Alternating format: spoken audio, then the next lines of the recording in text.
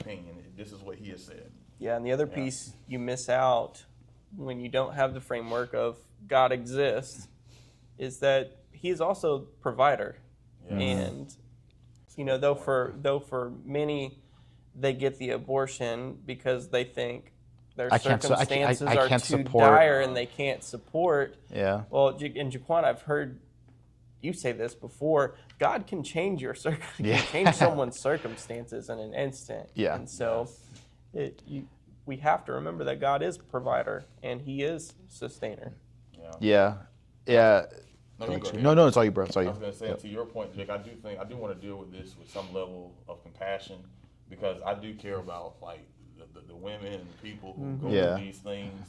Like I understand, like you feel like your back is kind of tied against the wall. Yeah. But in the Christian worldview, God is not just some stern dictator who just gives us a bunch of rules and goes out of the way. No. If God tells us that life is valuable, God is a loving Father. The God of the Bible, the God who sent his Son, Jesus Christ, into the world. If God will provide a way for us to be reconciled to himself because of our sin, then surely no matter how you ended up with the pregnancy, God is a God of mercy.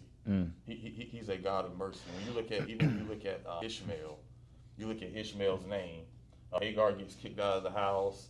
She's out with that child, and then what God sees. That's why she named her son Ishmael. So God sees that woman who thinks her back's against the wall, who doesn't know how she's going to provide. God sees that, and God will provide. So we're not just talking about some distant deity who doesn't care, who just wants you to obey him. No, he tells you to obey him, and when we take that step of obedience, he meets us in that obedience, and he takes the next step. So we have to trust God day by day. That's what the Christian worldview is. We're not just saying, oh, just have the baby, and we don't care about the rest. Just have the baby. No, God is going to provide. He's going to do that through people. He's going to do it through organizations, all of these different resources. So that's a lie.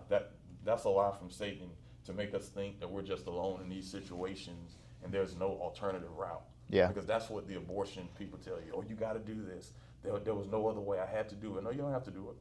Because God can even redeem that life. There are so many children that were conceived, from even rape that turned out to be very productive citizens of society. We got to understand that. Yeah. God is not just creator.